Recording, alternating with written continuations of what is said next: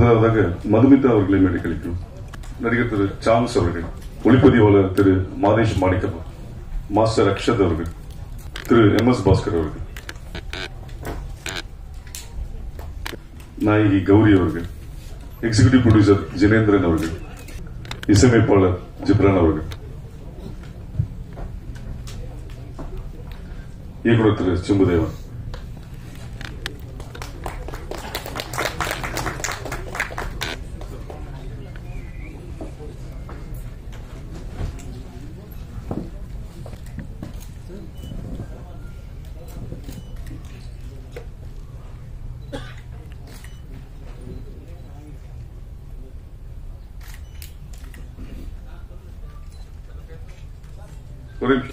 முதலாவதாக இயக்குனர் திரு சிம்புதேவன் அவர்கள்.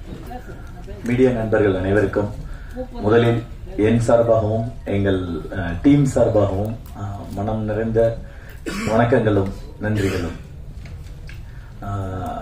நான் பர்சனலா சொல்லணும்னா, எனக்கு புலிகேசியில தொடங்கி இத்தனை படங்களா என்னுடைய ஒவ்வொரு மொமெண்ட்டையும் என்கரேஜ் பண்ணி என்னை வாழ்த்தி என்னை இவ்வளவு தூரம் கூட்டிட்டு வந்தது மீடியா தான். அதனால முதல்கண் என் மீடியாவிற்கு என்னுடைய மனப்பூர்வமான நன்றிகளையும் வணக்கங்களையும் தெரிவித்துக் கொள்கிறேன். போட் இது என்னன்னா, நான் இவ்வளவு நாள் பண்ணியிருந்த படங்கள் எல்லாமே ஒரு ஃபேண்டசி காமெடி சம்திங் டிஃப்ரெண்டா அந்த மாதிரி இருக்கும். எனக்கு இதுலயும் அந்த டீம்ஸ் மிஸ் ஆகாமல் ஒரு நல்ல வாய்ப்பு கிடைத்தது. இதுல என்னுடைய Maali and Maanvi movie makers producer Thiru Premkumar sir அவரை தான் முதல்ல மீட் பண்ணேன். ஸோ அப்போ அவர்கிட்ட ஒரு ½ an hour இந்த ஸ்டோரி சொன்னேன். ஸோ எனக்கு ரொம்ப மனதில் இருந்த கதை. நான் கொரோனா டயத்துல கொஞ்சம் கசடதபரை 1.5 years முன்னால ரிலீஸ் ஆச்சு. அந்த சமயத்துல இதை நான் கொஞ்சம் தீவிரமா எழுதிட்டு இருந்தேன். ஸோ அப்ப இந்த கதையை சொன்னப்ப அவருக்கு ரொம்ப பிடிச்சிருந்தது. இதோட எமோஷனல் பார்ட்டும் சரி, இந்த டிஃபரெண்ட்டும் சரி எனக்கு ரொம்ப பிடிச்சிருக்கு. இதை என்கிட்ட சொன்ன மாதிரி அதே மாதிரி எடுத்து கொடுங்கன்னு முதல் நம்பிக்கையோடு என்னை எப்படி சொல்றது, ஒரு ஆசீர்வதித்து வாழ்த்தி அந்த இடத்துலதான் இந்த இதோட முதல் புள்ளி தொடங்குச்சு. ஸோ ஈவன் நானுமே இதுல ஒரு ப்ரொடக்ஷனாவும் உள்ள ஜாயின் பண்ணிருக்கேன் இந்த இதுல. அதுக்கப்புறம் இந்த கதையை சரி ஹீரோவா யாரு பெட்டரா இருக்கும் அப்படிங்கும் போது திரு யோகி பாபு அவர்களோட தான் நான் ஏற்கனவே பேசிட்டு இருந்ததும். ஸோ அவரையுமே ஒரு முறை நான் அந்த மாதிரி கதையை சொல்றேன்னு அவர்கிட்டையும் ஒரு சின்ன அளவு தான் சொன்னேன். அவருக்கு ரொம்ப பிடிச்சிருந்தது. சார் இதை நான் கண்டிப்பா நம்ம பண்ணுவோம், இதுக்கு என்னவோ அதை நீங்க ப்ராசஸ் பண்ண. ஸோ அதன் பிறகு எல்லாமே கட நடந்தது. முக்கியமா இன்னைக்கு வரல சிலர், பட் அதை தாண்டி இதுல MS பாஸ்கர் சார், அப்புறம் சின்னி சார், கௌரி ஒரு முக்கியமான ஹீரோயினாவும், பிளஸ் ஒரு முக்கியமான கேரக்டர் ரொம்ப அழுத்தமானதா இருக்கும். பிளஸ் மதுமிதா, சாம்ஸ், அக்ஷத், சாரா, அப்புறம் இந்த ஒரு பிரிட்டிஷ்காரருக்கு ஜெர்மன் மிஸ்டர் ஜெஸி அப்படின்னு சொல்லி அவரை கொஞ்சம் கான்டாக்ட் பண்ணி அவரு உள்ள வந்தாரு. அப்புறம் பாட்டி கேரக்டருக்கு கொல்லப்புள்ளி லீலா, அவங்க அப்படி ஒரு அற்புதமான ஆர்டிஸ்ட். அவங்க வயசுக்கு அவ்வளவு டெடிகேட்டடா ஒர்க் பண்ணுவாங்க. ஸோ இப்படி மாதிரி என்ன ஆர்டிஸ்டுகள் எல்லாருமே ஒரு பக்கம் சேர்ந்தோம். இன்னொரு பக்கம் டெக்னிக்கலி அப்படிங்கும் போது எனக்கு என் நண்பர் மூலமாக SR கதிர் அவர்கள் மூலமாக மாதேஷ் மாணிக்கம் இதுல ஜாயின் பண்ணாரு. ஸோ என்னன்னா, இந்த படத்தை பொறுத்த வரைக்கும் இசையும் கேமராவும் ரொம்ப இம்பார்ட்டண்டா இருக்கும். ஏன்னா இது கடல் பத்தி எனக்கும் தெரியாது. இதுக்கு முன்னால் அந்த அனுபவம் எல்லாரையும் போலவும் நானும் கடல் அப்படிங்கிறது நம்ம பீச்சில் போய் கால் நினைக்கிறது அளவுக்கு தான் தெரியும். ரொம்ப போச்சுன்னா இன்னொரு 10 அடி உள்ள போய் குளிச்சிருப்போம், அவ்வளவுதான் தெரியும். பட் அதை தாண்டி எனக்கு தெரியாதனால என்னுடைய இதுல என்ன கஷ்டங்கள் வரப்போகுதுன்னு எனக்கு தெரியாது. அதனால இந்த என்னுடைய டீம் ஸ்ட்ராங்கா இருக்கும்னு ஃபீல் பண்ணேன்.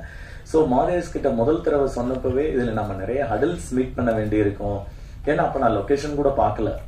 ஆனால் கதையை மட்டும் நான் உட்காந்து எழுதிட்டு இருக்கேன். ஒரு டேபிள்ல கதை எழுதுறது ஈஸி, பட் அதை எக்ஸிக்யூட் பண்ணும்போது அதுல இருக்க சிரமங்கள், அதை நம்ம இந்த கேன்வாஸ்க்கு கொண்டு வர்றதுக்கு வேற சில மெனக்கெடல்கள் வேணும். அது ரொம்ப கஷ்டம்னு தெரியும். ஆனால் நான் அப்ப அதை யோசிக்கல. அவங்க 2 பேரும் and art director mister T Santhanam, அவர் இப்போது நம்மிடையே இல்லை, மறைந்து விட்டார். பட் அவர் தான் இந்த படத்துக்கான பேசிக் எல்லாத்தையுமே ஒரு மாதிரி ஸ்டார்ட் பண்ணி கொடுத்தது. அண்ட் எடிட்டர் வந்து தினேஷ் பொன்ராஜ். ஸோ இப்படியான டீம் எனக்கு பக்கபலமா இருந்தது. ஸோ அதுக்கு பிறகு வந்து ஒரு கட்டத்தில் வந்து இந்த கதையை எல்லாத்தையுமே முடிச்சால் வந்து என்னென்ன கதைப்படி வந்து 3 நாள் வந்து அந்த போட் வந்து உள்ள கடல்ல இருக்கு. ஸோ அப்போ வந்து காஸ்டியூமுக்கு வந்து விலையே இல்லை, எல்லாருக்கும் சிங்கிள் காஸ்டியூம். அதை தான் நாங்கள் 2-3 பண்ணி அதெல்லாமே நஞ்சு தொஞ்சு போச்சு. அந்த அளவுக்கு வந்து ஆர்டிஸ்டோட கஷ்டம் அவ்வளவு இருக்குதுல. ஸோ ஒரு கட்டத்தில் வந்து ஸ்கிரிப்டை அடாப்ட் பண்ணிட்டு இதை கொண்டு போகணும்னப்ப 1943 வந்து இதை பிளேஸை செட் பண்ணியிருந்தோம். ஏன்னா பொதுவாகவே ஹிஸ்டரியில் நம்மளுடைய விஷயங்கள் எல்லாமே மறைக்கப்படுது அப்படிங்கிற ஒரு ஆதங்கம் எனக்கு உண்டு. சுதந்திர போராட்டத்தை பொறுத்த வரைக்கும் வந்து மும்பையையும் டெல்லியையும் சொல்ற அளவுக்கு வந்து சென்னையும் கல்கத்தாவையும் அவங்க வந்து கண்டுக்கிறது இல்லை. பட் பரவாயில்ல, நம்மளுடைய ஹிஸ்டரியை என்னன்னு பார்ப்போம் அப்படிங்கும்போது, அதுவும் குறிப்பா வந்து செகண்ட் வேர்ல்டு வார் எடுத்துட்டோம்னா 1943 ஒட்டி நம்ம வந்து அந்த செகண்ட் வேர்ல்டு வார்ல இப்போ ஈவன் எடுத்த இங்கிலீஷ் ஃபிலிம்ஸ் எல்லாமே கூட, நான் சொல்றது டொரண்டினோட ஃபில்ம் ஆகட்டும், எல்லாத்துலயுமே அங்கங்க கொடுக்குற ரெஃபரன்ஸ்ல கூட செகண்ட் வேர்ல்டு வார் பத்தின ஃபிலிம்ஸ்ல வந்து இந்தியன்ஸே காட்டப்பட மாட்டார்கள். ஆனால் வந்து கிட்டத்தட்ட செகண்ட் வேர்ல்டு வார்ல 25 லட்சம் பேர் இறந்திருக்காங்க அப்படின்றதுதான் ஒரு ரியல் தகவல். ஸோ இதெல்லாமே சேர்ந்து எனக்கு அந்த செகண்ட் வேர்ல்டு வார்ல நம்ம ஒரு கண்டென்ட் எடுக்கணும் அப்படிங்கும் போது, அப்போ வந்து சென்னையில வந்து ஜப்பான் வந்து பாம்பு போடுறதுக்கான சமயத்தில் அந்த ஒரு 6 மாத காலம் கொடூரமான நரகமா இருந்தது அப்படிங்கிறத பத்தி நான் என்னுடைய நண்பர்கள் 2 பேர், அது ஸ்ரீ கணேஷ் அப்படின்னு லண்டன்ல இருக்காரு, இன்னொருத்தர் ஜெயராஜன் சொல்லி பெங்களூர்ல, 3 பேருமா அந்த தகவல்களை எடுக்க ஆரம்பிக்கும் போது அவ்வளவு கிடைச்சது. அதாவது கிட்டத்தட்ட சென்னையை விட்டு ஒரு 5 லட்சம் பேர் வெளியில போயிடுறாங்க, 70% சென்னையே காலியாக இருக்கு.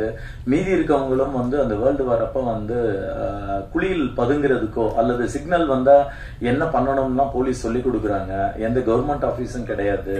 அண்ட் வந்து ரேஷன் ஒரு காய்கறி இதெல்லாமே வந்து ஓப்பன் கிரவுண்ட்ல வச்சு வியாபாரம் பண்ற மாதிரியான அந்த அளவுக்கு அதுல வந்து டிஃபிகல்டிஸ் இருந்தது. ஸோ இதெல்லாம் ஒரு மாதிரி அனலைஸ் பண்ணிட்டு இதை பண்ணலாம் அப்படிங்கும் போது, அந்த சமயத்தில் இருந்த போட் வந்து துடுப்பு போட். அது 80களுக்கு பிறகு நம்ம வந்து துடுப்பு போட்டு கிடையாது. ஸோ அந்த போட்டை வந்து சந்தானம் சார் தான் வந்து கிரியேட் பண்ணாங்க. எல்லா இடத்துலையும் தேடி கடைசியில கேரளால வந்து வல்லம் போட்டுன்றது கிடைச்சது. அதுவுமே பின்பக்கம் கொஞ்சம் மாடிஃபை பண்ண வேண்டி இருந்தது. அப்புறம் ராமேஸ்வரத்துல ஒரு போட், இது 2யும் சேர்த்து அந்த போட் வந்து பண்ணோம். என்னன்னா எனக்கு எழுதும் போது நல்லா இருந்தது, அது ஒரு 10 பேர் உள்ள உட்கார்ந்தாலுமே. பட் எடுக்கும் போதுதான் வந்து என்னை விட ஆர்டிஸ்ட் ரொம்ப கஷ்டப்பட்டாங்க. ஏன்னா நெருக்கி உள்ள உட்காந்துருவாங்க, அவங்களால அசைய கூட முடியாது.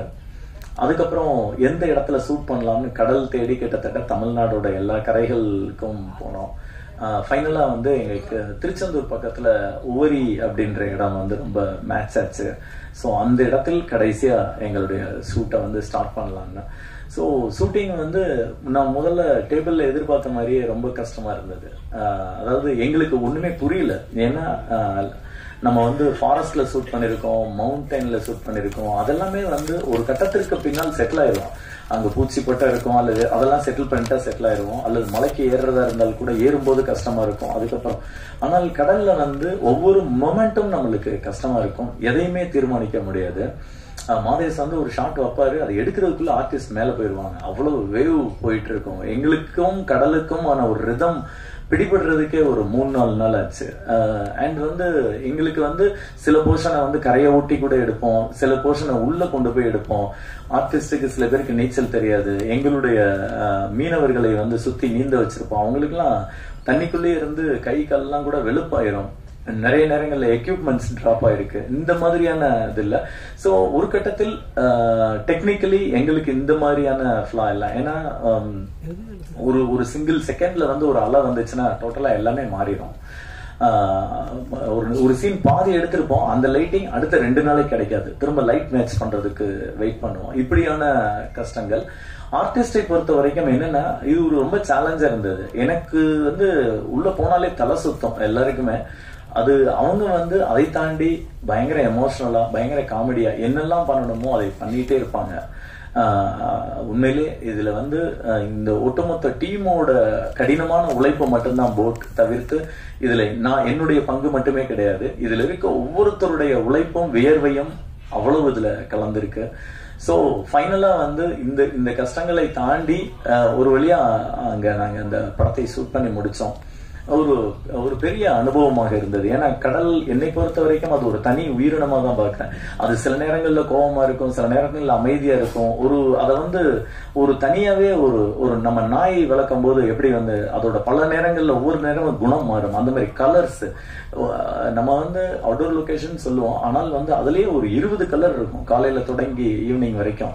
ஸோ இதெல்லாம் முடிஞ்ச அளவுக்கு நாங்க என்னெல்லாம் சந்திச்சோமோ, எங்க எக்ஸ்பீரியன்ஸ் என்னெல்லாம் இருந்ததோ அதெல்லாமே கேப்சர் பண்ணி ஒரு ஃபில்மா நாங்க கொண்டு வந்திருக்கோம். கண்டிப்பா இந்த படம் சுவாரஸ்யமா அந்த எல்லா விதத்திலும் உங்களை சாட்டிஸ்ஃபை பண்ற மாதிரி இருக்கும் அப்படின்னு நாங்க நம்புறோம். அண்ட் இதுல எங்களுடைய கஷ்டம்ன்றது என்னன்னா, இதுல யாரு போய் எடுத்தாலும் கஷ்டம் தான். அதனால நாங்க தான் கஷ்டப்பட்டோம்னு சொல்லல, கடல்னு போனா கஷ்டம். பட் இந்த ஒரு ஆப்பர்ச்சுனிட்டி பிரேம்குமார் சார் மூலமா எனக்கு கிடைச்சது. அண்ட் யோகி பாபு அவர்கள் ஒத்துக்கிட்டு இவ்வளவு ஆர்டிஸ்டுகள், இவ்வளவு டெக்னீஷியன்கள் எல்லாருமா சேர்ந்து பண்ணதுல கிடைச்சது. கண்டிப்பா இந்த படம் நீங்க தியேட்டர்ல பார்க்கும்போது உங்களுக்கே தெரியும், உங்க எல்லாருக்கும் பிடிக்கும்னு நம்புறோம். ஸோ எங்க டீமுக்கும் சரி, எங்க எல்லாருக்கும் சரி, உங்களுடைய we need your law and support. Thank you so much.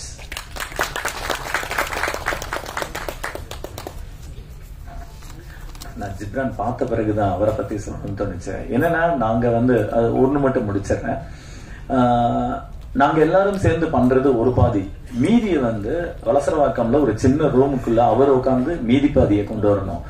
So Ghibran அவர்களோட ஒர்க் பண்றது ஒரு நல்ல ஒரு எக்ஸ்பீரியன்ஸ். அவர் ஒன்ஸ் படம் பாக்குறதுக்கு முன்னால வேறையா பேசிட்டு இருப்பாரு, அதுலயே போயிட்டு இருப்பாரு. அதாவது ஒருத்தருடைய மைண்டை ஸ்டடி பண்ண முடியும். அவரு படம் பார்த்து உள்ள ஒர்க் பண்ணிக்கிட்டு இருக்கும் போது அவருடைய கான்வர்சேஷன் எல்லாமே வேறையா இருக்கும். சோ கொஞ்சம் கொஞ்சமா அந்த கதையை தன்னுள் எடுத்து அவர் மூலமா வெளியில வர்றது இருக்குல்ல. ஏன்னா இது ஒரு ஆங்கிள் பார்த்தோம்னா இது சிங்கிள் லொகேஷன் ஸ்டோரி அப்படின்ற மாதிரி இருக்கும். பட் அதை உடைச்சு அவர் மியூசிக்ல ஒரு கதை சொல்லி மியூசிக்ல ஒரு கிராஃப் கொடுத்திருப்பாரு. சோ அது ரொம்பவே முக்கியமான ஒரு பார்ட். அண்ட் இது இல்லாமல் இன்னொரு 2 டெக்னீஷியன் பத்தி நான் சொல்லணும். ஒன்னு மாதேஷ் மாணிக்கம் ரொம்ப நல்லா பண்ணியிருந்தாரு. அவருடைய உழைப்பு உங்களுக்கு பார்த்தாலே தெரியும். அவரோட சேர்ந்து பாலாஜின் கலர் கிரேடிங் டிஐ பண்றாரு. அவர் என்னன்னா, இன்னைக்கு இருக்க டெக்னாலஜியோட அப்டேட்டோட இந்த கதைக்குள்ள அவருடைய பங்களிப்பு மாதேஷ் மூலமா நிறைய நடந்திருக்கு. அண்ட் மிக்சிங் சுரேன் அண்ட் அழகிய கூத்தன். அதாவது அந்த சவுண்டை நாங்க என்ன கேட்டோமோ அதை அவ்வளவு அழகா என்ஹான்ஸ் பண்ணி ஒன்னோட ஒண்ணு மிக்ஸ் ஆயிராம, ஏன்னா இதுல எக்ஸ்பீரியன்ஸும் முக்கியம். அப்போ எஃபெக்ட்ஸும் இருக்கணும், மியூசிக் எல்லாத்தையும் ரொம்ப நல்லா பண்ணி கொடுத்தாங்க. சோ எங்களுடைய டீம்ல இருக்க எல்லாருக்கும் நான் பர்சனலா நன்றி சொல்லிக்கிறேன். உங்களுடைய சப்போர்ட் வேணும். Thank you so much. அடுத்ததாக எக்ஸிகியூட்டிவ் ப்ரொடியூசர் திரு ஜினேந்திரன்.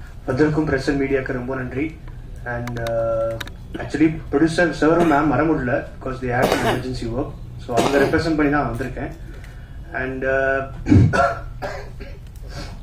படம் ரொம்ப நல்லா வந்திருக்கு. எல்லாரும் போயிட்டு கண்டிப்பா August 2 படம் பாருங்க. You all will like it. And thanks to Jimutharan sir, ஒரு நல்ல டைரக்ஷன்ல சூப்பரா படம் எடுத்திருக்காரு. அண்ட் ஜிப்ரான் சாருக்கும் ரொம்ப தேங்க்ஸ். மியூசிக்கா சூப்பரா வந்திருக்கு படம் எல்லாமே. அண்ட் அகெயின் எல்லா ஆர்டிஸ்டுக்குமே ரொம்ப thanks. Yogi Babu sir, Gowri ma'am, and MS Bhaskar sir, Sams, Madhumitha ma'am, எல்லாருக்குமே ரொம்ப தேங்க்ஸ். அகெயின் வந்திருக்கும் மீடியா பிரஸ் எல்லாருக்குமே மிக்க நன்றி. தேங்க்யூ. அடுத்ததாக திரு MS பாஸ்கர். எல்லாருக்கும் இனிய மாலை வணக்கம். தம்பி அவர்களோட ஒரு 4-5 படமா நான் ஒர்க் பண்ணிட்டு இருக்கேன். சில படங்கள் மட்டும்தான் கஷ்டப்படாம ஒர்க் பண்ணிருக்கேன். அரையன் 305 கடவுள் கஷ்டம் இல்லை, ஒரு கன்னி 3 களவாணிகளும் அதுல கஷ்டம் இல்லை. ஆனா இரும்புக்கோட்டை முரட்டு சிங்கம் ஆகட்டும், இந்த படமும் ஆகட்டும், இரும்புக்கோட்டை முரட்டு சிங்கத்துல மேக்சிமம் குதிரை, இந்த படத்துல போட்டு. அது ஒரு நல்ல தம்பி சொன்ன மாதிரி என்னன்னு கேட்டீங்கன்னா, அந்த கடலை கணிக்க முடியவில்லை. திடீர்னு கம்மியா இருக்கு, திடீர்னு தண்ணி ஜாஸ்தியா இருக்கு, திடீர்னு அலை அடிக்குது, நிக்க முடியல, உட்கார்ந்து இருந்தா கூட முதுகெல்லாம் வலிக்குது. அந்த அளவுக்கு ஒரு கஷ்டப்பட்டு, அது அவங்க ஈஸியா சொல்லிட்டாங்க. இந்த மாதிரி டேபிள்ல உட்காந்து எழுதுறது ஈஸின்னு. எழுதுறது ஈஸின்னாலும் தோணணும் இல்லையா, தோன்றது கஷ்டம் இல்லையா. தோன்றதை எழுதி அதற்கு போய் லொகேஷன் எல்லாவற்றையும் பார்த்து காட்சிப்படுத்தி எங்கள் மாதிரி இம்சைகளை எல்லாம் ஒன்றா சேர்த்து அந்த மாதிரி கொஞ்ச நேரம் விளையாடாம இருங்களேன், ஷார்ட் எடுத்துக்கலாம் அப்படின்னு சொல்ற அளவுக்கு நாங்கள் எல்லாரும் ஜாலியா இருந்தோம். ஷூட்டிங் போன மாதிரி இருந்தாலும் நாங்கள் ஒரு ஃபேமிலியோட டூர் போன மாதிரி தான் இருந்தது. முக்கியமாக சொல்லணும்னாக்க சான்ஸு, அதுக்கப்புறமா மதுமிதா, கௌரி, அப்புறம் அந்த சின்ன குழந்தை, அந்த பையன் மச்சான் சின்னி ஜெயந்த், தம்பி யோகி பாபு, எல்லாருமா நாங்கள் போயிட்டு அந்த போட்டில் இருந்துக்கிட்டு ஒரே இது எங்கேயும் நகர முடியாது. அது உள்ள இருக்கும், இறங்கி போறதுக்கு என்ன தண்ணியில் இறங்கி போறதுனாக்க இப்படி எப்படி ட்ரெஸ் நனைஞ்சு போயிடும். அந்த மாதிரி எல்லாம் கஷ்டம் இருக்குது. அலையடிச்சதுனாக்க ட்ரெஸ் நனைஞ்சிடும். எனக்கு இன்னைக்கு தம்பிகிட்ட ஆஃபீஸில் பேசிக்கிட்டு இருக்கும்போது ஒரு கேரக்டர் சொல்லி, இந்த கேரக்டர் நீங்கள் நடிச்சிருக்கீங்களா? நாங்கள் இல்லை அப்படின்னு நான் ஒரு கேரக்டர் சொல்லி எனக்கு அதுதான் பிடிக்கும் அப்படின்னா, இல்லை அப்படி இல்லை, உங்களுக்கு பிடிக்கிறதுங்கிறது இல்லை, நீங்கள் எந்த கேரக்டராக இருந்தாலும் நீங்கள் ஏற்று நடிக்கணும் அப்படின்னாங்க. அந்த மாதிரி இதில் எனக்கு அவர் சொல்லும் பொழுது நான் யாரை என்னுடைய குருநாதராக நான் நினைத்திருக்கிறேனோ அவருடைய சீடனாகவே நடிக்கக்கூடிய ஒரு கேரக்டர். அது படம் பார்த்துக்கங்க, படம் பார்த்துட்டு சொல்லுங்க. ரொம்ப நான் ரசித்து பண்ணிய கேரக்டர்களில் இதுவும் நிச்சயமாக ஒரு முக்கியமானது. அற்புதமான வேடம், அருமையான ஒரு வேடம், உணர்ந்து நடிக்கக்கூடிய ஒரு வேடம். அதில் எல்லா ஆர்டிஸ்டுகளோடும், சகோதர சகோதரிகளுடைய உதவியோடும், கேமராமேன் சாருடைய ஒரு ஒத்தாசையோடும், தம்பி அவர்களுடைய ஒரு வழிகாட்டுதலோடும் ரொம்ப பிரமாதமாக இந்த கேரக்டர் ஒரு நல்ல பேர் வாங்கி கொடுக்கக்கூடிய ஒரு கேரக்டராக எனக்கு அமைஞ்சிருக்கு அப்படின்னு நான் நம்புகிறேன். ஜிப்ரான் அவர்களுடைய மியூசிக்கு டெஃபினட்டாக சொல்லணும். நான் குழந்தை கௌரி கிட்ட நான் சொல்லிக்கிட்டு இருந்தேன், ரொம்ப பிரமாதமாக இருக்குமா இந்த சாங்கு அப்படின்னு. நாங்கள் அந்த போட்டில் உட்காந்துட்டு பாடுறது. கௌரியை பற்றி முக்கியமாக சொல்லணும், எனக்கு அவங்கள பற்றி சொல்லலைன்னாக்க பிரச்சனை. தம்பியோட ஜோடி, பையனோட ஜோடி அவங்க, அதனால அவங்ககிட்ட போட்டு கொடுத்து ஏன்பா கௌரியை பற்றி நீங்கள் பேசலையா அப்படின்னு அவர் ஏதாவது சொல்லுவார். ஒரு சாங் ஃபுல்லா பிகினிங்லேருந்து எண்டு வரைக்கும் அந்த சாங்கை பிளே பண்ணாங்க. அதை லாங் ஷாட்ல டேக் பண்ணாங்க. நான் ஏன்னா பேசிக்கா நான் டப்பிங் ஆர்டிஸ்ட் அப்படிங்கிறதுனால எனக்கு அது தெரியும். அந்த இன்ச்சு கூட அந்தண்ட இந்தண்ட அந்த லிப்பு விலகாமல் அந்த சாங்கை சிங் பண்ணி அவ்வளவு அழகா அந்த ஃபேஸ், அந்த இதுக்கு எக்ஸ்பிரஷன்ஸோட அந்த ஃபேஷியல் எக்ஸ்பிரஷன்லாம் பிரமாதமாக கொடுத்து குழந்தை எல்லாருமே ரொம்ப பிரமாதமாக பண்ணியிருக்கிறாங்க. நல்லா இருக்கணும், படம் மிகப்பெரிய வெற்றி அடையணும். அதற்கு பத்திரிகை ஊடகத்துறை நண்பர்கள் எல்லாருடைய ஒத்துழைப்பும், ரசிகர்களுடைய ஆதரவும், இறைவனுடைய ஆசீர்வாதமும் வேண்டும். தம்பி அவர்களுக்கு மேலும் மேலும் அடுத்தடுத்த படங்கள் நிச்சயமாக பெரிய வெற்றியை கொடுக்கணும். படம் ஹிட்டு அப்படின்னு அடிக்கடி சொல்லிக்கிட்டே இருப்பேன் ஷூட்டிங் ஸ்பாட்டில். அந்த அளவுக்கு எல்லாருமே கஷ்டப்பட்டு உழைச்சிருக்கோம். தம்பி நான் மட்டும் என்னுடைய உழைப்பு மட்டும் இல்லை, எல்லாருடைய உழைப்பும் எல்லாருடைய உழைப்பும் இருக்குது. எங்களுக்கு உழைப்பதற்கு வாய்ப்பு கொடுத்து தம்பி அவர்களுக்கும், ப்ரொடியூசர்ஸுக்கும், எல்லாருக்கும், ஜின்னிக்கும் என்னுடைய அன்பான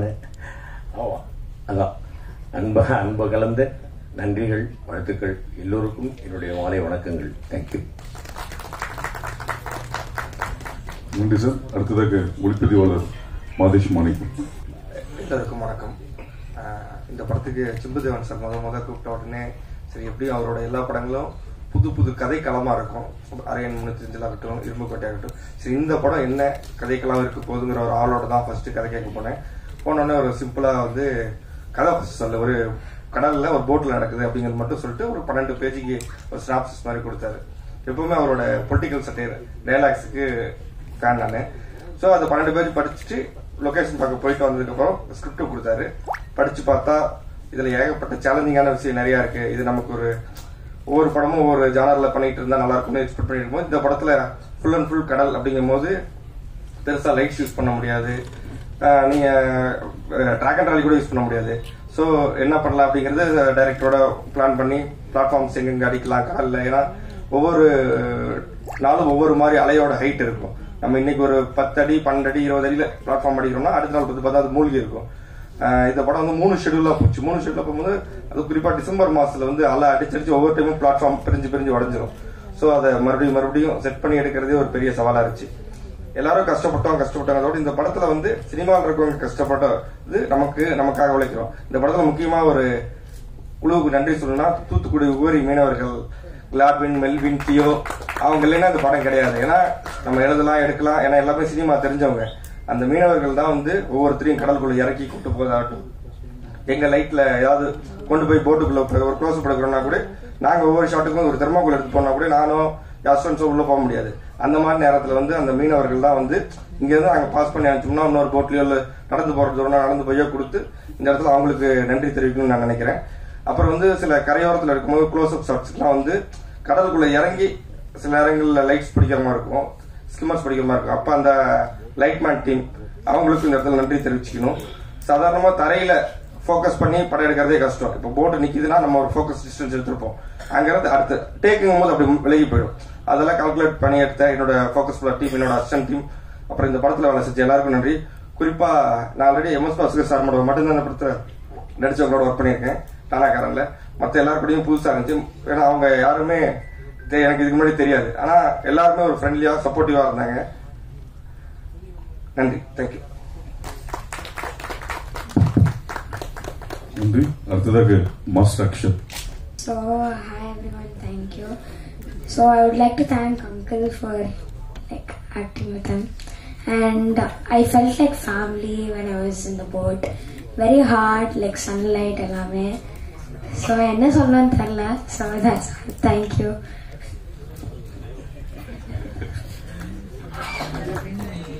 நன்றி. அடுத்ததாக மதுமிதா அவர்கள்.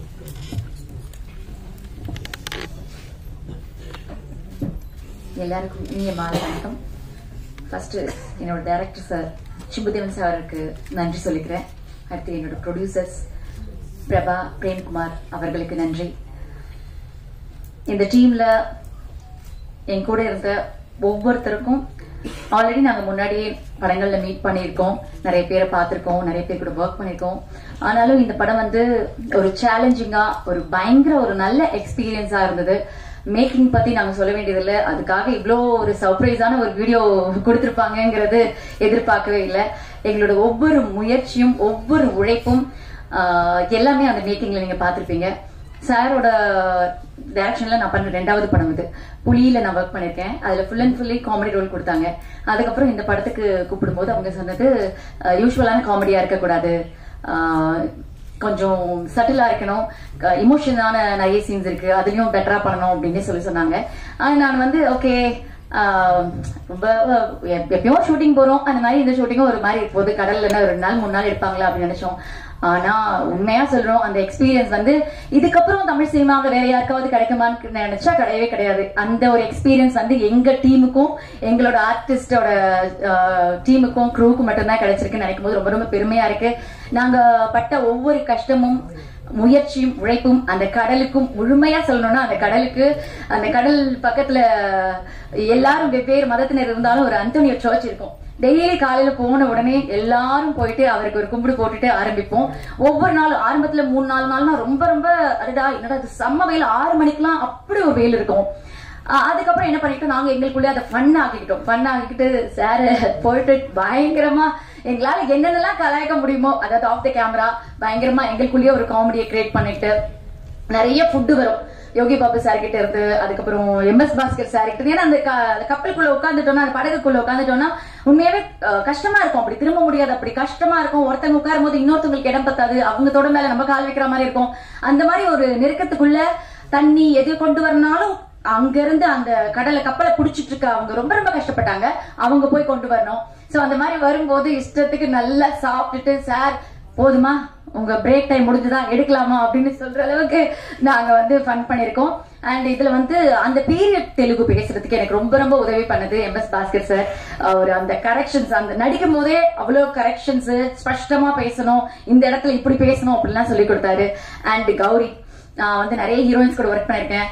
சோ ஒரு சிலர் இருக்க மாதிரி ஒரு சிலர் இருக்க மாட்டாங்க. இத்தனை நாள் நம்ம டிராவல் பண்ணணும், ஹீரோயின் எப்படி இருப்பாங்கன்னு பார்த்தா ரொம்ப ரொம்ப ஒரு ஹம்பிளான, ரொம்ப ஒரு ஸ்மைலிங் ஃபேஸோட, எப்ப பார்த்தாலும் கௌரியை சிரிச்ச முகமாவே பார்க்கலாம். அக்ஷத் சின்ன பையன். நாங்களாவது நிறைய படம் ஒர்க் பண்ணிருக்கோம், ஒரு எக்ஸ்பீரியன்ஸ் இருக்கும், பிளஸ் வந்து அந்த வெயில வந்து அக்செப்ட் பண்ணிக்கிற அளவுக்கு மனநிலை இருக்கும். அவன் வந்து விளையாடி ஒரு ஸ்கூலுக்கு போற ஒரு சின்ன பையன், அவன் வந்து அவ்வளோ ஜாலியா சார் டைலாக் கொடுங்க சார், சார் நான் டைலாகே பேசல சார் அப்படியெல்லாம் அவன் வந்து கேட்பான். அவனுக்கு அந்த கஷ்டமே எதுவுமே தெரியல. லாஸ்டா ஒர்க் பண்ண அந்த 38 hours நான் ஸ்டாப்பா ஒர்க் பண்ணிருக்கோம். அதுவும் ஒரு நல்ல ஒரு எக்ஸ்பீரியன்ஸ். அண்ட் சாம் சார், நான் நிறைய படங்கள்ல சாம் சாருக்கு ஜோடியா நடிச்சிருக்கேன். இந்த படத்துல நடந்த ஒவ்வொரு எக்ஸ்பீரியன்ஸ், பேசின ஒவ்வொரு மோட்டிவேஷனான வேர்ட்ஸ் எல்லாமே மறக்க முடியாத ஒரு நல்ல அனுபவம். அண்ட் யோகி சார், அவர் கூட அதாவது எனக்குன்னு ஒரு சின்ன ராசி இருக்குன்னு நினைக்கிறேன். நான் ஏறக்கூடிய ஜோடியா நடிச்சு அவங்க ஹீரோ ஆயிடுவாங்க. சத்தனன் சார் கூட ஜோடியா நடிச்சு அவர் ஹீரோ ஆயிட்டாரு. சூரிய சார் கூட ஜோடியா நடிச்சு அவர் ஹீரோ ஆயிட்டாரு. பாபு சார் கூட நான் எப்பவோ ஜோடியா நடிச்சிருக்கேன். கடவுள் புண்ணியத்தில் அவரும் ஹீரோ ஆயிட்டாரு. சோ அவரோட டிரான்ஸ்பர்மேஷன் பார்க்கும்போது ரொம்ப ரொம்ப நல்லா இருக்கு. மண்டேலால அவர் நடிச்ச விஷயம், இங்க நம்ம போட்ல எல்லாமே ரொம்ப ரொம்ப ரொம்ப ரொம்ப நல்லா இருந்துச்சு. சோ அவருக்கு நன்றி. அண்ட் இந்த ஒரு கடுமையான ஒரு போட்ல வந்து எங்களுக்கு ரொம்ப மனசு ரிலாக்ஸ் பண்ண ஒரு விஷயம்னா ஜிப்ரான் சாரோட அந்த பாடல் தான். அந்த பாடல் வந்து கௌரி மட்டும் இல்ல, எல்லாருக்குமே மனப்பாடம் ஆகிற அளவுக்கு ரசிச்சோம். ரொம்ப நல்லா இருந்துச்சு அந்த பாட்டு. கேட்கும் போதும் ஒவ்வொரு தடவையும் இனிமையா இருக்கு. அண்ட் மாதேஷ் சார், அதாவது டோன், இது கடலோட அந்த அது கிளைமேட் சேஞ்சஸ், அது அந்த வேவ்ஸ் எல்லாம் மேனேஜ் பண்றதை விட எங்களோட டோன் பாத்தீங்கன்னா ஒரு சேஞ்ச் ஆச்சு. போனப்போ ஒரு டோன்ல இருந்தோம். எல்லாரும் கேட்டாங்க ட்ரெய்லர்லாம் பார்த்துட்டு ரொம்ப நேச்சுரலா இருக்கு. இல்ல, ரிட்டர்ன் வரும்போது உண்மையாவே நாங்க இருந்த டோனே வேற மாதிரி இருந்துச்சு. தூத்துக்குடி ஏர்போர்ட்ல ஃபர்ஸ்ட் ஷெட்யூல் முடிச்சு போறோம், ரிட்டர்ன் போறோம். அப்ப வந்து மாஸ்க் தான் போட்டிருந்தேன். அங்க வந்து செக் பண்றாங்களே, மாஸ்க் எடுக்க சொன்னோடனே ஒரு லேடி போலீஸ் வந்துட்டு, மேடம் ஐயோ என்னாச்சு மேடம் உங்களுக்கு, ஏன் இப்படி ஆயிட்டீங்க அப்படின்னு கேட்டாங்க. எனக்கு ஒரு நிமிஷம், எல்லாரும் கூட இருக்கிறவங்க வந்து எனக்கு தெரியும் எல்லாரோட ஸ்கின் டோனும் மாறிடுச்சு அப்படின்னு. அதுல வந்து நான் ரொம்ப பேடா இருந்தேன் எனக்கு தெரியும். ஆனா இவங்க யாருமே வந்து நல்லா இருக்கு நல்லா இருக்கு நல்லா அப்படி சொல்லிட்டே இருந்தாங்க. அவங்க கேட்ட உடனே அடடா என்ன அப்படின்னு, முதல்ல போயிட்டு டாக்டரை பாருங்க மேடம், நான் சொன்னேன் ஒரு ஷூட் போயிட்டு வரும் அதனால அப்படி ஆச்சு அப்படின்னு சொல்ற அளவுக்கு. பட் அப்போ அது வந்து கொஞ்சம், ஏன்னா பெண்கள்னாலே ஒரு அழகு ரொம்ப முக்கியம்னு உங்களுக்கு தெரியும். அப்படி இருக்கும்போது இதெல்லாம் நாங்க ரொம்ப மேனேஜ் பண்ணி எல்லாருமே நிறைய எஃபர்ட்ஸ் போட்டிருக்கோம். சோ இந்த படம் ஆகஸ்ட் 2ஆம் தேதி வருது. உங்க எழுத்துக்கள், உங்களோட வார்த்தைகள் எல்லாமே எங்களுக்கு வெற்றியை தரணும். தொடர்ந்து இந்த மாதிரி சார் நிறைய படங்கள் டைரக்ட் பண்ணணும், நாங்க அவங்க படத்தில் நடிக்கணும். சோ எல்லாரும் ஆகஸ்ட் 2ஆம் தேதி படம் பார்த்துட்டு உங்களோட நல்ல கருத்துக்களை சொல்லுங்க. Thank you so much. நன்றி. அடுத்ததாக திரு சாம் சொல்லுங்க. அனைவருக்கும் இனிய மாலை வணக்கம். என்னுடைய அன்புக்குரிய இயக்குனர், பாசத்துக்குரிய இயக்குனர், என்னுடைய ஃபேவரைட் இயக்குனர் சிம்பு தேவன் சாரோடு நான் இணையும் 3வது படம். முதல் படம் அரியன் 305 கடவுள். அதுல ஜாவா சுந்தரேசன் ஒரு அருமையான ஒரு ரோல் கொடுத்தாரு. எனக்கே என்னுடைய பேரை சாம்ஸுக்கு பதிலாக ஜாவா சுந்தரேசன் வச்சிடலாமா அப்படின்ற அளவுக்கு குழப்பம் வர அளவுக்கு அவ்வளவு போற இடத்துலலாம் ஐடி ஃபீல்டுலாம் இருக்கிறவங்க அவ்வளவு கொண்டாடுற மாதிரி ஒரு ரோல். அடுத்தது இரும்பு கோட்டை முரட்டு சிங்கம், ஒரு டிரான்ஸ்லேட்டர் ரோல், லீன்ற ஒரு கேரக்டர் கொடுத்து அற்புதமான ஒரு ரோல். இன்னைக்கும் அதை நினைச்சு நினைச்சு என்ன பாராட்டி இருக்கிறப்ப எனக்கு அவ்வளவு சந்தோஷமா இருக்கு. 2 படம் லட்டு மாதிரி இப்படி கொடுத்திருக்காரு. 3வது படம் அதையும் தாண்டி இந்த லால் சேட் அப்படின்ற ஒரு கேரக்டர் இந்த 2 விட இன்னும் பேசப்படும் அப்படின்னு நான் நம்புறேன். இந்த அற்புதமான ரோல் கொடுத்ததுக்காக சிம்பு தேவன் சாருக்கு என்றென்றும் என் நெஞ்சார்ந்த நன்றிகள். இந்த படத்தோட சில விஷயங்கள்லாம் சொல்லணும்னு ஆசைப்படுறேன். படத்துக்கு ரெடியாகி ஃபர்ஸ்ட் எடுத்தோன்னே ஃபர்ஸ்ட் டே ஷூட்டிங் ஒவ்வொரையில கடற்குள்ள போயாச்சு. நான் மதுமிதா எல்லாரும் ஃபுல்லா ரிசப்ஷனுக்கு போற மாதிரி ஜம்முன்னு பளிச்சுன்னு அப்படி வந்து நின்றுட்டு இருக்கோம். என்ன இப்படி வரீங்க, சீன் 23 இப்படிதான் காத்தடிச்சிருக்கு, புயல் அடிச்சிருக்கு, ஒரு நாள் சாப்பிடாம இருந்திருக்கீங்க, கலைங்க அப்படியா சார், உடனே அப்படி தலையில லேசா கழிச்சு விட்டு பொட்டை லேசா அழிச்சு விட்டு இப்படின்னு அது கண்டினியூஸா ஒரு படம் ஃபர்ஸ்ட் டே செகண்ட் டே அப்படின்னு எடுத்துட்டு போனா பரவாயில்ல. டைரக்டர் டிபார்ட்மெண்ட் எப்படி இதை மேட்ச் பண்ணாங்கன்னே தெரியல. திடீர்னு சீன் 23, திடீர்னு சீன் 55, திடீர்னு சீன் 76. ஒரு சைடுல என்ன பண்றது எது பண்றது தெரியல. எதுல பொட்டு வச்சோம், எதுல பொட்டு வைக்கல, எதுல தலையை களைச்சு விட்டோம். அப்புறம் போக பிடிபட்டுருச்சு. நேரா உள்ள சீன் நம்பர் 55 லைட்டா ஒரு அலைஞ்சு ரெடியா ஓகே உள்ள போங்க. சீன் நம்பர் 1 இந்த பளிச்சுன்னு வரேன் அப்படின்னு சொல்லி பளிச்சுன்னு. இந்த மாதிரி ஆரம்பமே ஒரு அனாயத்துல இருக்கு. எங்களுக்கு ஈஸி சின்னதா ஒரு அட்ஜஸ்ட்மெண்ட். ஆனா அந்த டைரக்டர் டிபார்ட்மெண்ட் அந்த மொதல் சீன்ல அந்த போட்ல எந்தெந்த இடத்துல என்னென்ன இருந்தது உடனே ஒரு போட்டோ அதை எடுத்து அதை மெயின்டைன் பண்ணி அதை கண்டினியூட்டியை பண்றதுக்குள்ள மேசிவ் ஒர்க் பண்ணிருக்காங்க. அது கண்டினியூஸா எடுத்திருந்தா இந்த கஷ்டம் இருந்திருக்காது. வேற சில சூழ்நிலை இப்படி இருக்க வேண்டியதா போச்சா. அதனால அவ்வளவு கஷ்டப்பட்டு அதை எடுத்திருக்காங்க. அந்த டைரக்டர் டிபார்ட்மெண்ட்டுக்கு பெரிய ஹேட்ஸ் ஆஃப் நான் சொல்லுவேன். அடுத்தது இந்த படத்துக்குள்ள உள்ள போயாச்சு. உள்ள போனா போட்டுக்குள்ள உட்கார ஆரம்பிச்சா ஏற்கனவே எனக்கு வாமிட் பிரச்சனை எல்லாம் இருக்கு. ஆல்ரெடி ஒரு படத்துல நடிச்சு ஒரே ஒரு நாள் ஷூட்டிங்லேயே மொத்த வாந்தி எடுத்திருக்கேன் நான். இது படம் ஃபுல்லா வரணுமே என்ன பண்ணணும் ஒரு பயத்தோட உட்கார்ந்தேன். பட் நல்ல வேலை ஒரு மாதிரி கரையோரத்துல இருக்கிற லேசான ஒரு அலை அப்படியே உள்ள போனா தாளாட்டிக்கிட்டே இருக்கும். நடிக்க 3 வேளையும் பொங்கல் போட்ட மாதிரியே இருந்தது எனக்கு. அப்படியே அவர் எப்ப சொல்றாரோ அப்ப எந்திரிச்சு ஷார்ட் அப்படின்னு அப்படியே நைட்டு அப்படியே ரூம்ல போய் படுத்தா எங்களை அறியாமே ஏதோ ஆடிக்கிட்டே இருக்கிற மாதிரியே இருந்தது.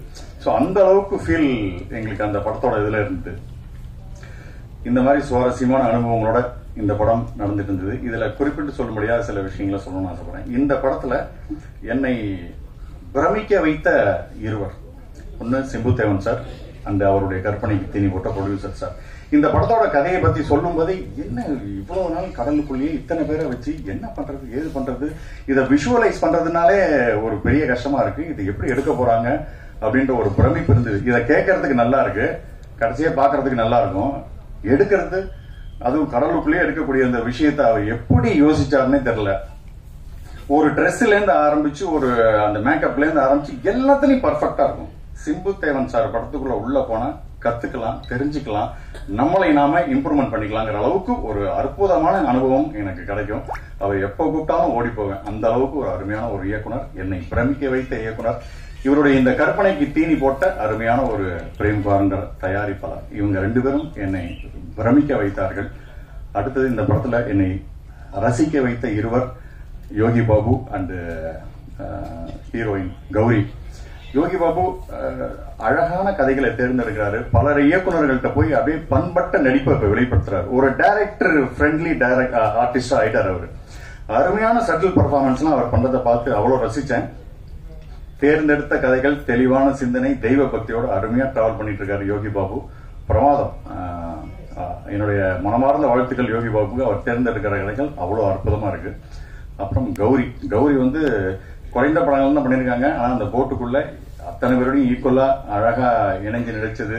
ஏன்னா அத நிறைய பேருக்கு அங்க உள்ள இருக்கிற கொலப்புள்ளி லீலா, ஜெஸ்ஸி இவங்களுக்கு எல்லாம் லாங்குவேஜ் ப்ராப்ளம் தமிழ்ல, அது எல்லாத்தையும் டிரான்ஸ்லேட் பண்ணி அழகா இணைஞ்சு வந்தது கௌரி. ஸோ அவங்களோட பர்ஃபார்மன்ஸையும் பார்த்து நான் ரொம்ப ரசிச்சேன். அடுத்தது எங்களை எல்லாம் சிரிக்க வைத்த இருவர், சினி ஜெயின் சாரும் MS பாஸ்கர் சார் தான். அற்புதமான அனுபவங்களோட அவங்களோட போட்டி போடவே முடியாது பர்ஃபார்மன்ஸ்ல. பட் அவங்களோட அருமையான எக்ஸ்பீரியன்ஸ்ல சொஞ்சு எங்கள்கிட்ட சொல்லி இந்த மழையிலையும் இந்த வெயிலையும் எங்களெல்லாம் கஷ்டப்படாம அப்படியே நாங்க கலகலன்னு சிரிச்சுக்கிட்டு அந்த போட்டுக்குள்ள உட்காந்துருக்கும் போது இந்த கஷ்டங்கள்லாம் தெரியாம அற்புதமான தங்களுடைய அனுபவங்களை பகிர்ந்து அப்படியே அவ்வளவு சிரிச்சு வேலை பார்த்தோம். ஸோ டைரக்டர் கூட கொஞ்சம் கடுப்பா இருக்கும், கொஞ்சம் ஷார்ட்டுக்கு வரீங்களாமா அப்படின்னு கெஞ்சுற அளவுக்கு அவ்வளவு காமெடிகள் அவ்வளவு இது சொல்லியிருக்காங்க. அருமையான விஷயம். அடுத்தது என்னை வியக்க வைத்த இருவர், கொலப்புள்ளி லீலாவும் ஜெஸியும். இவங்க 2 பேருக்கும் லாங்குவேஜே தெரியாது. பட் ஆனா இந்த தமிழ் ஆட்களோட சேர்ந்து என்ன நடக்குது ஏது நடக்குதுங்கிறத கேட்டுக்கிட்டு அற்புதமா இணைஞ்சு வந்து அருமையா நடிச்சாங்க அவங்க. They are all very great. அடுத்தது என்னை துடிக்க வைத்த இருவர், மதுமிதா அண்ட் ஷாரா. என்னன்னா நடிக்கிறதுக்காக துடிக்க வச்சாங்க. நாம அமைதியா இருந்துட்டு அவங்க தூக்கி சாப்பிட்டுருவாங்க போல இருக்கு. ஏன்னா ஷாரா விதவிதமா காமெடி ரோல் பண்ணாலும் இந்த படத்துல அவ்வளவு அப்படியே சட்டிலா பர்ஃபார்மன்ஸ் பண்றாரு. தூக்கி சாப்பிட்டுருவாரு போல இருக்கு. மதுவா அவங்க கையில கை குழந்தையோட வந்து அந்த ஸ்பாட்ல கஷ்டப்பட்டு இருக்காங்க. இருந்தாலும் ஷார்ட்டுக்கு ரெட்டினா அப்படி டான் வந்து அப்படி நிக்கிறது என்ன, ஜூட்டா வந்து நிக்கிறது என்னன்னு, ஐயோ இந்த பொண்ணு தூக்கி சாப்பிடும் போல இருக்கேன்னு சொல்லி இவங்க கூட போட்டு நம்மளை துடிப்போடே வச்சிருந்தது அவங்கன்னு நான் சொன்னேன். அது மிக இல்லை, அற்புதமான நடிப்பை வெளிப்படுத்திருக்காங்க. அடுத்தது என்னை யோசிக்க வைத்த இருவர், இந்த குட்டி பையனும் சுண்டலியும். இந்த படத்துல அந்த குட்டி பையன் த்ரோடிங்க கூட வந்துட்டு இவ்வளவு, அதாவது சின்ன எக்ஸ்பீரியன்ஸ்ல இருந்து பெரிய எக்ஸ்பீரியன்ஸ் இருக்கிற பெரிய ஆட்களோட சேர்ந்து அந்த பையன் நடிச்சிருக்கான். அவனுக்கு இப்பவே பல லாங்குவேஜ் தெரியும். அழ சொன்னா கிளிசரனே இல்லாம அந்த பையன் அழுவான். ஸோ அப்படி ஒரு நடிப்பை வெளிப்படுத்தக்கூடிய பிற்காலத்துல பெரிய ஹீரோவா அந்த பையன் வருவான்னு நான் இன்னைக்கு வாழ்த்துறேன். அதே மாதிரி சுண்டலி, இத்தனை பேருக்கு நடுவில் அழகான ஒரு சுண்டலி நடிச்சிருக்கு. வழக்கமா சுண்டலினா ஜம்ப் பண்ணி தாவி குதிச்சு அங்கங்க ஓடும். அந்த சுண்டலியும் பொங்கல் போட்ட மாதிரியே வரும். வான்னு கூப்பிட்டா வரும், தோல்ல ஏறினா தோல்ல ஏறிடும். அப்படியே அமைதியா நிதானமா பாம்பு மாதிரி படம் எடுத்துட்டு இருக்கும். அது அந்த மாதிரி ஒரு அமைதியான ஒரு எலி. 2 பேரும் என்னை என்ன யோசிக்க வைத்த இருவர். அடுத்தது என்னை மயக்க வைத்தது அந்த படகும் அந்த கடலும். சும்மா அழகான ரம்மியமான ஒரு சூழல்ல அற்புதமான ஒரு செட்டப் அருமையா இருந்தது. ஸோ இதற்கு பிறகு என்னை சிலிர்க்க வைத்த இருவர் ஜிப்ரான் சாரும் அண்ட் ஒளிப்பதிவாளர் மாதேஷ் சாரும். ஸோ இயக்குனரோட அந்த கற்பனையை ஒளி வடிவத்திலையும் அழகாக கொண்டு வந்து அப்படியே கொண்டு வந்து திரையில அண்ட் உணர்வுபூர்வமாக கொண்டு வந்து கொடுத்துருக்காங்க. தேர் ஆல் கிரேட், அட்டகாசமா ஒர்க் பண்ணியிருக்காங்க. ஸோ இவர்களை தாண்டி இயக்குனர் டீம், அந்த இயக்குனருடைய வலதுகரமாக இருந்த கருப்புசாமி வேலிலேருந்து ஆரம்பிச்சு அந்த இயக்குனர் டீம் மற்றும் தொழில்நுட்ப கலைஞர்கள், அது மாதேஷ் சார் சொன்ன மாதிரி அந்த மீனவர்கள், அவர்கள் மட்டும் அந்த போட்டை ஆடாம அது ஃபுல்லா தண்ணிக்குள்ளேயே ஊறி போயிருப்பாங்க. அப்படியே ஊறி கையெல்லாம் சொதன்னு ஆயிருக்காங்க அவங்களுக்கு. அப்படியே த்ரூ த ஷூட்டிங் அப்படி இருந்திருக்காங்க. அவங்க அற்புதமான பங்களிப்பை செஞ்சிருக்காங்க. இந்த சிம்புதேவன் சாருடைய அழகான கடல் சார்ந்த ஒரு கற்பனை இன்னைக்கு திரையேற போகிறது ஆகஸ்ட் 2. இந்த போட்டை அற்புதமாக கரை சேர்க்க வேண்டியது மீடியாவும் மக்களுடைய பொறுப்பு. நல்ல படமாக வந்திருக்கு. ரொம்ப மனசுக்கு இன்னைக்கு இந்த மேக்கிங் வீடியோலாம் பார்க்கும்போது இப்படி ஒரு உழைப்பு உழைச்சிருக்காமா அப்படின்னு சொல்லி கண்ணில் தண்ணி வந்துடும் போல இருக்கு. அந்த அளவுக்கு ஒரு அற்புதமான உழைப்பா இருக்கு இந்த படம். அருமையா வந்திருக்கு. நல்ல படம். கண்டிப்பா மவுத் டாக்லயே பரவி இருக்கும். இதுவும் நாளைக்கு ஒரு மஞ்சுமல் பாய்ஸ் மாதிரி வரதுக்கான அத்தனை வாய்ப்புகளும் இருக்கிற ஒரு படம். நிச்சயமா அந்த படம் வெற்றி பெறும்.